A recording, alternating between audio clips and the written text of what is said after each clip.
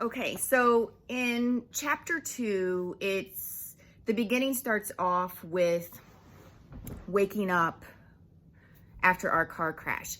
And I mean, it's so intriguing to people to hear, like, what were you thinking when you started to come to? Like, what was that moment like after? And I remember whenever I woke up, I must have been like with my head towards my driver's side window. And I remember,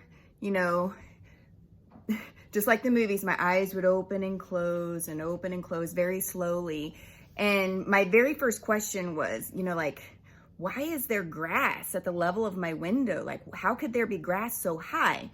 And what had happened was, when we twirled on the highway, we had ended up the opposite way that we were driving, and there was a set of elevated railroad tracks beside me. So that made sense after I found that out. And then my very second thought was, why can I only see in black and white? So having a head injury, my color vision was gone. And when I heard the girls start screaming at me, all I kept hearing from both of them was, Mommy, please wake up. Mommy, are you okay? And whenever I looked to my right to try to comfort them, I couldn't see anything out of my right eye, except it was all black, but then there was this like white light up here in the top corner, which most likely was probably my dome light. So I couldn't see in color. I could only see out of my left eye in black and white, and I couldn't see anything out of my right eye.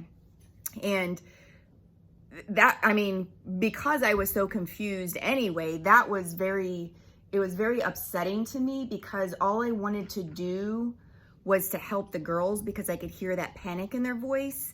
And I couldn't understand what was going on with me. And I don't know how much down the road it was, but I know that they were getting the girls in the ambulance. And I remember looking down, and I saw my dad and my husband. They were standing by the railroad tracks, and I don't even know how I remembered they were standing by the railroad tracks, but all of a sudden I could see in color again.